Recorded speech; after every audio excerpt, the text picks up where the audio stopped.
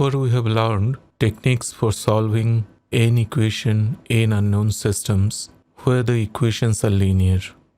We have also learned how to solve nonlinear equation, but in that case, we had only one equation, one unknown system.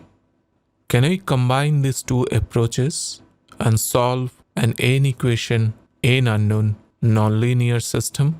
We will explore that in this lecture. At the end of this lecture, you will learn that the typical Newton-Raphson algorithm that we use for one equation system can be extended to n equation system. Here you see our Newton-Raphson algorithm for one equation, one unknown. Here the unknown x at k plus 1th iteration can be obtained from kth iteration x minus fx by f prime x in kth iteration. Remember that our goal here is to solve the equation fx equals 0. If we now compare this with an n equation system, my x becomes a vector, and that vector can be iterated as we have done in one equation system, as the k plus 1th iteration vector is given by kth iteration vector minus this J is a Jacobian matrix, and we will talk more about it. Instead of f prime x, we are having an inverse Jacobian here, and f is our equations to be solved. It looks pretty complicated, but it's not like that. Let us see how it works. Okay, so we have this system of linear equations. The first equation is a function of x1, x2 up to xn equals 0. The second equation is a function of f2, that is x1, x2 up to xn equals 0.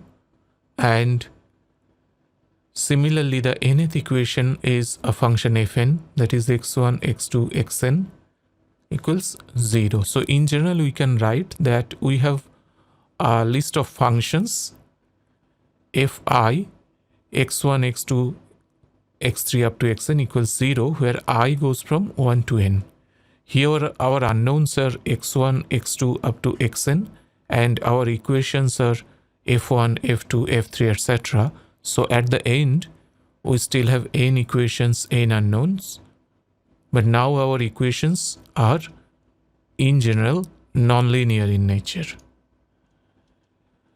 We'll solve this using Newton-Raphson method. We have learned Newton-Raphson method for one equation, one unknown, but we are going to extend that idea for n equation, n unknown type system. Let us say that after kth iteration, we have evaluated x as xj, that is in k. Here this k is the iteration, and j goes from 1 to n. So after kth iteration, we have evaluated x1k, x2k, x3k, etc. up to xnk. And then, just like we did in Newton-Raphson method for one equation, one unknown system, here we have a correction, that is delta x, when x goes from k plus 1 to k. But now we have this correction which is different for each of these x. So our correction is delta xj, xjk plus 1 minus xjk, and of course j goes from 1 to n. Now you remember that we found the Newton-Raphson algorithm by expanding the equation in Taylor series. We also checked it from a geometric interpretation, but now we have so many unknowns. The geometric interpretation we cannot do in a two-dimensional plane. In fact, we cannot do geometric interpretation at all. So here, all we can do is a Taylor series analysis, exactly the way we have done for one equation, one unknown system, but now we have a multivariable Taylor series. If I expand any of this function f, and the value of f at for x k plus 1, x so 2 k plus 1 up to xn k plus 1, I can get that from value of f after kth iteration plus delta x multiplied by del f del xj etc. Then additional higher order terms will come. But you remember that the fundamental idea behind Newton-Raphson method is linearization, and we don't want to use the additional delta x square or cube type terms. So we'll truncate the Taylor series here, and this Taylor series we create for each of these I 1 to n, which means that one Taylor series for one equation. Now that we sort of assume that, well, after k plus 1th iteration, my equation will reach the solution, which means that this fi at k plus 1th iteration is 0, which gives us the sum of del xj, del fi, del xj. This is equal to minus of fi here for I equal to 1 to n. Now you see that we have an n equation, n unknown system, but our unknowns are now delta x. This is a linear system because we have dropped all the square and cube terms of delta x's. This del f del xj, this particular derivative we already know because we know the kth iteration value of x, which means that each of this equation have many delta x's, but overall we have n equation and n delta x's. So we have an n equation, n unknown system where my unknowns are delta xj. So let us go deeper into this n equation system for delta x. If I unpack this, for each I will get one equation.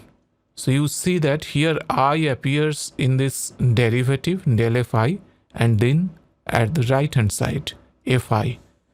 So for I equals 1, I have this equation which involves only f1, but we have all the delta x's here because delta x is summed over j. f1 is differentiated with respect to xj, which means with all x's, and all delta x are appearing here, but f is only 1. So this is my equation 1 that contains all delta x's.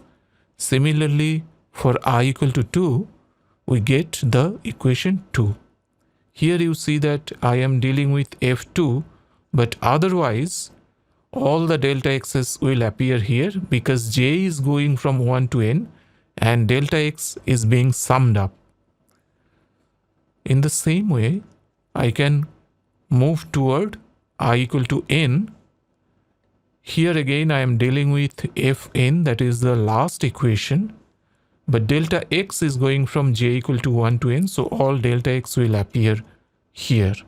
So at the end, if I unpack each of this system for j, which means that this summation symbol I remove and I sum over j, then what I have is delta x1, del f1, del x1 plus delta x2, del f1, del x2 plus all the way up to delta xn, del f1, del xn, and then on the right hand side I have minus f1.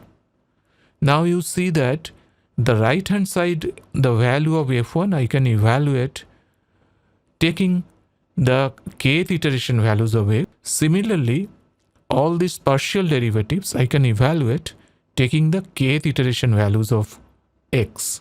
That is why I am putting this superscript within bracket k over f and this partial derivative. Similarly, the I equal to 2 equation, if I unpack it, it turns out to be delta x1 del f2 del x1 plus delta x2 del f2 del x2 all the way up to delta xn del f2 del xn, and on the right side it is f2. So the equation 1 and equation 2 are very similar, except the fact that all the f1s are being replaced by f2. And in the same way, we can get equation 3, 4, etc. all the way up to equation n. So in equation n, I still have very similar equation. Here I have the f's are fn, and on the right hand side we also have fn. All these derivatives as well as the right hand side are evaluated from the values of x in kth iteration. If you look at these equations, you see that delta x1, delta x2, etc., they are never multiplied with each other. We have avoided that by truncating the Taylor series, or in other sense by linearizing the function. So this equation can be solved. This is a linear equation of delta x1, delta x2 all the way up to delta xn. This is an n equation, n unknown system, and this is linear equations. So this equation we can solve for delta xj. These are the unknowns here for j equal to 1 to n. Everything else in these equations are known, and these are linear system. In matrix form, I can write this equation in j in kth iteration multiplied by delta x. This is a vector, and on the right hand side minus f, which is a vector in kth iteration. The matrix J is something we call a Jacobian matrix. Jacobian matrix is essentially a matrix of partial derivative. Here I write briefly as f11, f12. They are simply a shorthand for this partial derivative. So fi comma j means del fi del xj, that is derivative of the function fi with respect to xj. Similarly, in second row of matrix, I have f21, f22 all the way up to f2n, and in same way, in the nth row, I have fn1, fn2 all the way up to fnn. So J matrix is a matrix that contains all the partial derivative, and we can evaluate all these partial derivatives taking the value of x's from the kth iteration. The delta x is a vector that contains delta x1, delta x2, delta x3 all the way up to delta xn, and these are the unknowns that we wish to evaluate. The f on the right side are f1, f2, f3 all the way up to fn. We evaluate f taking the value of x's from the kth iteration. Please remember that f's are the functions of x1, x2 all the way up to xn. Now we can solve this system of linear equation using Gaussian elimination or similar procedure. The key here is that we have to solve this every time we wish to find delta x, which means in every iteration I have to solve this system of linear equation once. This is not an easy task, because we know that to begin with in Newton-Raphson we have to start with an initial guess, and we also know that Newton-Raphson method may diverge. So this is not going to be an easy task. Every iteration we have to solve this linear system once. We can now generalize our approach, writing x as k plus 1th iteration equals x at kth iteration minus j inverse f. J inverse f is this delta x in kth iteration. Here x is a vector that contains all the unknowns x1, x2, etc. up to xn. Please note that in numerical method we many times write this sort of j inverse f. Writing j inverse f does not necessarily mean that we are inverting the j matrix literally. In fact, in numerical methods we very rarely get the inverse of a matrix. It is generally not needed. What we are doing here, we are evaluating delta x, and that is what we are writing is J inverse F. So now we have the general algorithm for Newton-Raphson method for a system of nonlinear equation, but you understand that this is not the pure Newton-Raphson method that we have learned. Right now, the Gaussian elimination is embedded within this system. The Gaussian elimination we are able to use because we have linearized this system. So solution of a system of nonlinear equations requires linearization and requires the knowledge of linear solvers. This approach that you have just learned is a very elegant approach, and this is heavily used in numerical calculation. But there is another very beautiful approach that is posing the entire problem as an optimization problem. The optimization problem has its own complexities, but it also has its own elegance. And I wish to cover that approach later on in this course, if time permits. You can close this discussion by solving a system of two equations, two unknown. Here you see that the equations are indeed nonlinear.